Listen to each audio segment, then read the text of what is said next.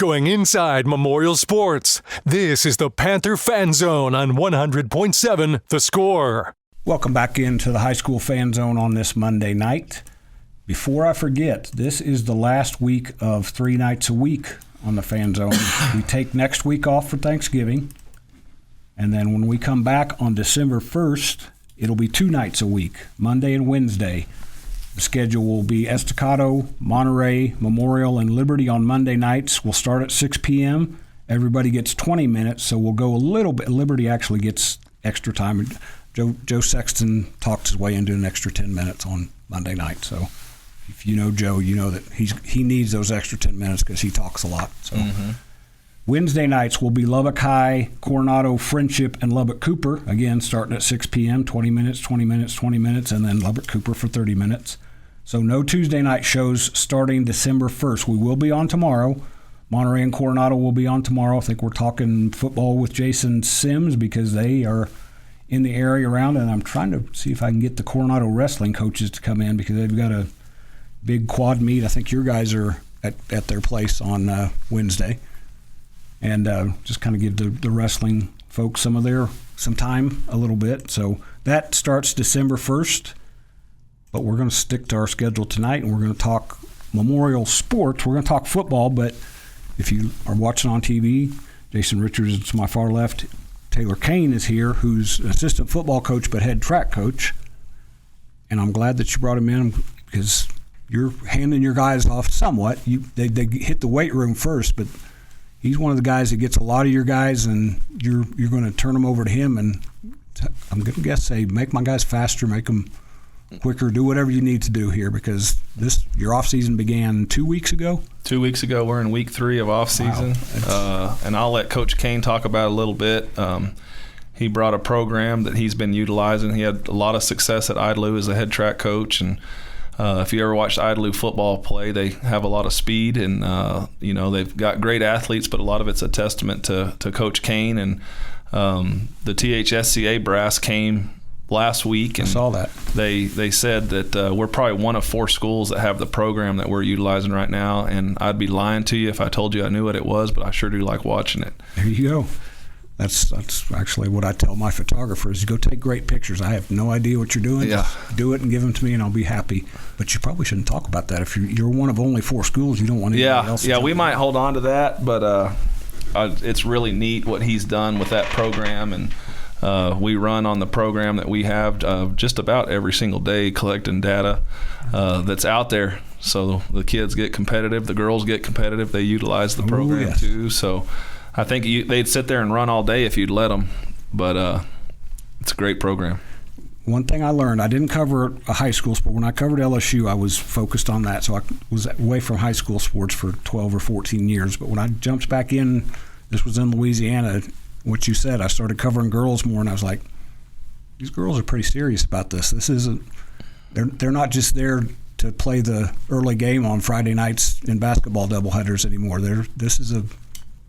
Girls have come a long way. This before you guys were even aware. There was a cigarette ad that said, "You've come a long way, baby." Well, man, girls sports is a much different animal than when I was in high school, and it's awesome. I'm a 2-time girl dad, so I'm pretty proud to see that. So yeah. You started it at Idalou, or did you begin it when you were other places before? Yeah, so I was lucky to coach with and for some great coaches, and Clay White, Yep. Coach Richards gives me the credit. I'll give it to him. But I was lucky to work with him and for him, and we had a lot of great kids and very talented kids. And same place here now at Memorial. Lucky to work for Jason, and Coach Gerlich has bought us some really cool stuff for our kids, and our kids love it. And it's great. It's fun every day.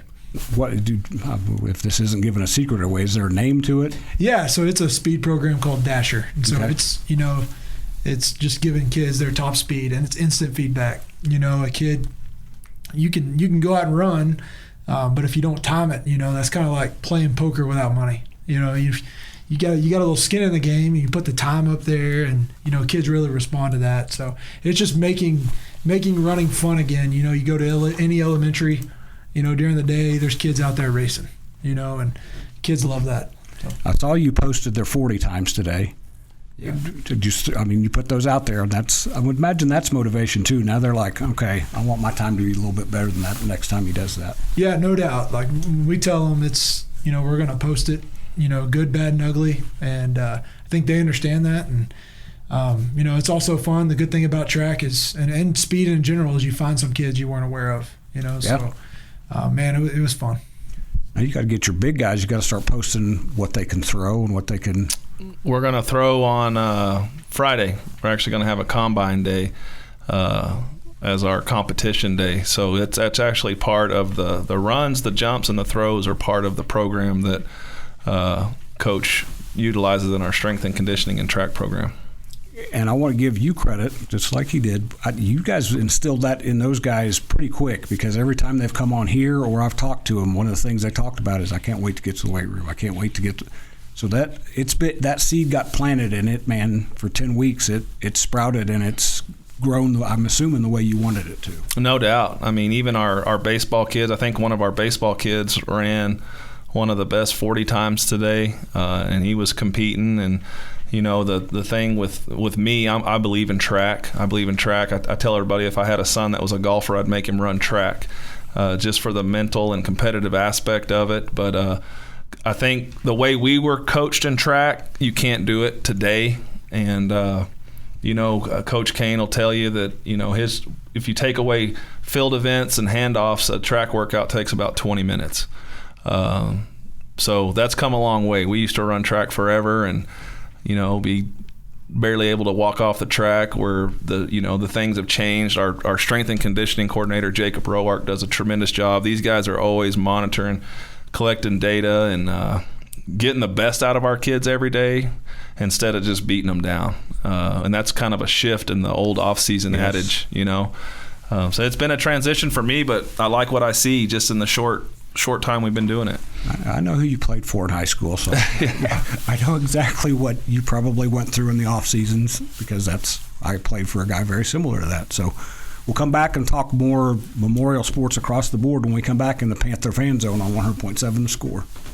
This is the Panther Fan Zone on 100.7 The Score. Again, we're in the Panther Fan Zone. I'm going to run back through the playoff schedule this week before I forget. Thursday night, Monterey is in the area round. They play Fort Worth Arlington Heights, 7 p.m. at Shotwell Stadium. That's on 93.7 The Eagle. The Plainsmen played really well. They played really well the whole game, but especially the second half the other night. I'm curious to see if they can't bottle that up a little bit and take that over 48 minutes. And they're going to need to. That's a good team they're playing. Friday afternoon, actually, Lubbock Cooper plays Prosper Walnut Grove, ranked number 6 in the state in 5A Division II. Pirates played really well in just a crazy good by-district game to beat El Paso del Valle 45-42.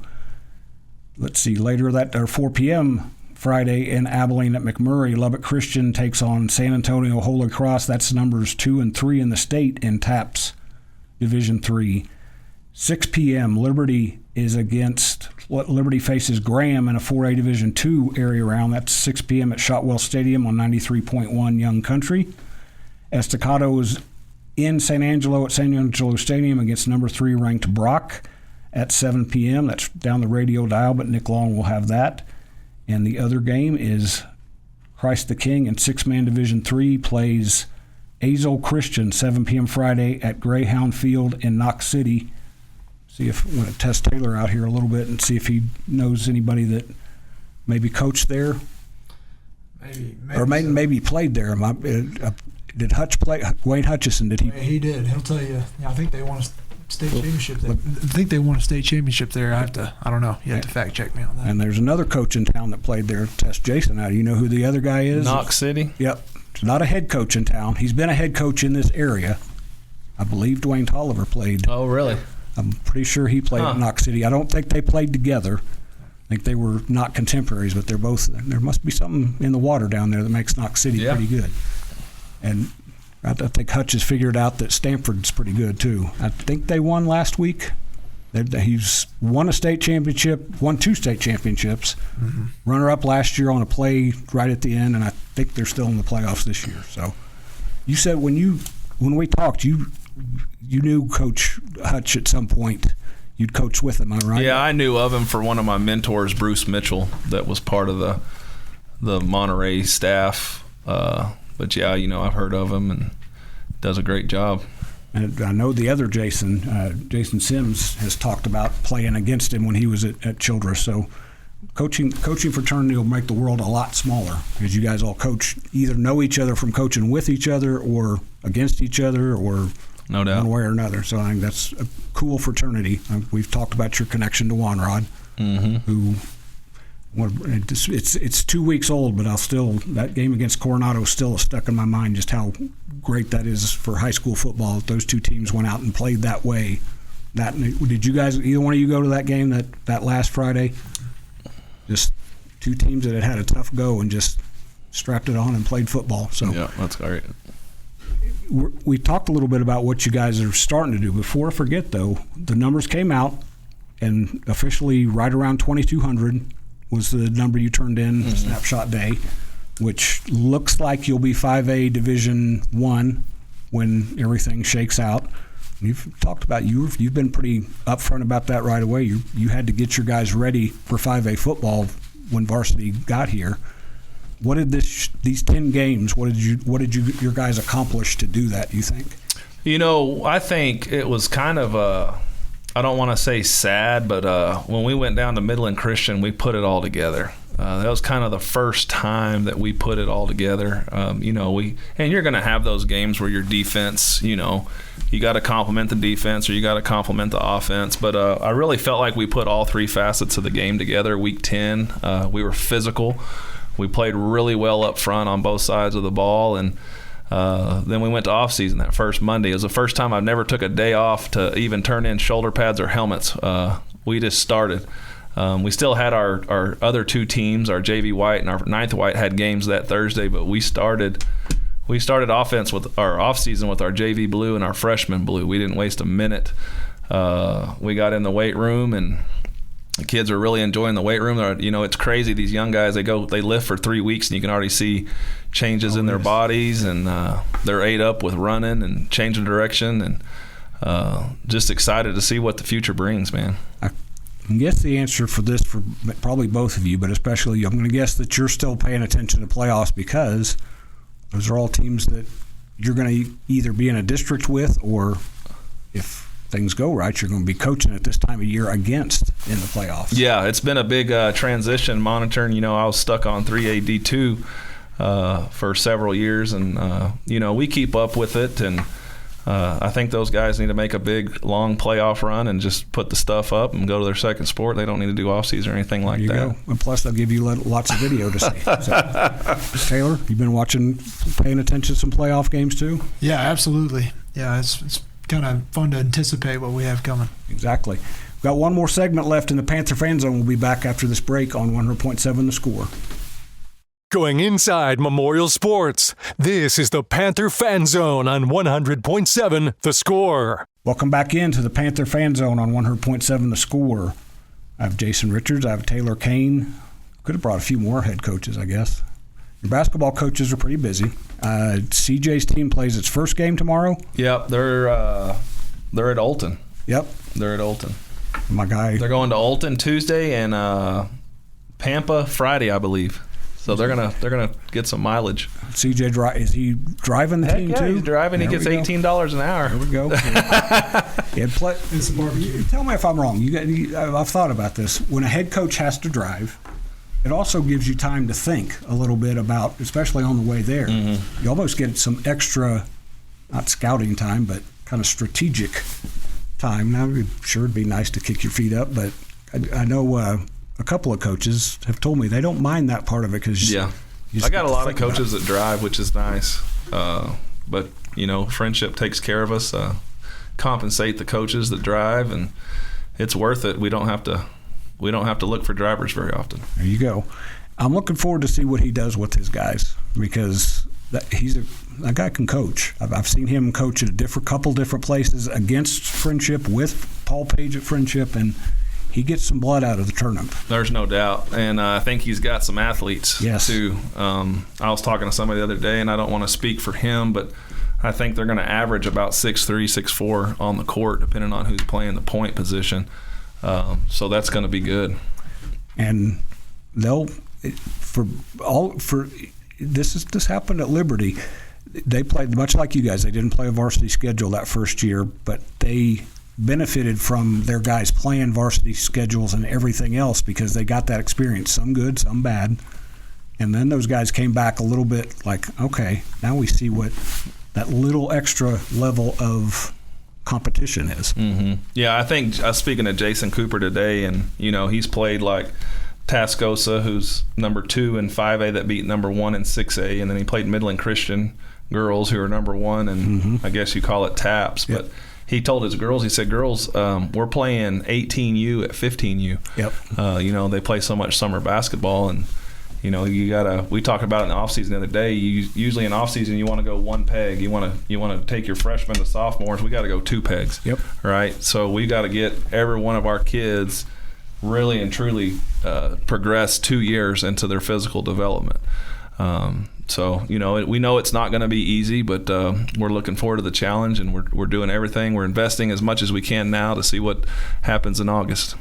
It's another good reason that Taylor's here. What do you do with your guys, and girls for that matter, to make sure they're going to run, they're going to compete against older kids? It's a little bit different in that sport, but how can you help that process to make sure they're as ready as possible for a 5A football schedule? Yeah, that's a great question. I think the great thing about track and just speed in general is I think it'll translate a lot of sports, and you get to see, a fast team compete. You just see it. You can tell, like, okay, that team's a fast team. And so, that's why we love track, and that's kind of why we do things the way we're going to do them at Memorial. And kids love that. Kids respond to that, and you get a lot of kids come out and run for you. And those kids come from, a multitude of different sports. A lot of them football, but you get them from everywhere. So you guys saw Cedric Ross sitting in here with Eric Ward, and he's a kid who's run track. I don't know how long he's run organized track, but he's run at Estacado since his freshman year. He's always been fast. But watching him run fast and get older, he may be the fastest kid I've ever seen on a football field. And you can vouch, that's a different kind of speed because he knows how to use that speed on the football field.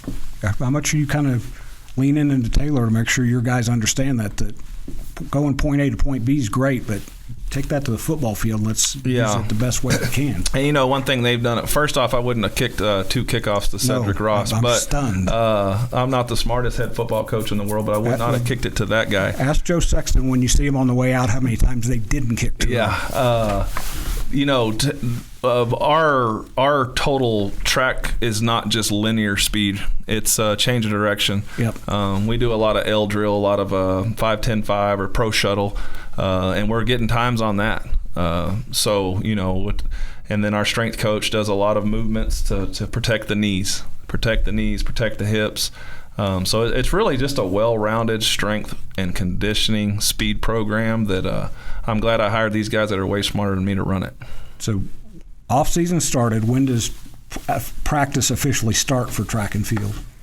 We'll officially, when we come back from Christmas, we'll probably start a week and a half after that. But what's good about, Coach mentioned our strength coach. All the other programs right now have dabbled and kind of dipped their toe in the speed. So as a track coach, I really appreciate that. First meet is? Second week of February. And where's it at? Andrews. There we go. That's going to wrap us up in the Panther Fan Zone. We'll be back after the break with the Patriot Fan Zone on 100.7 The Score.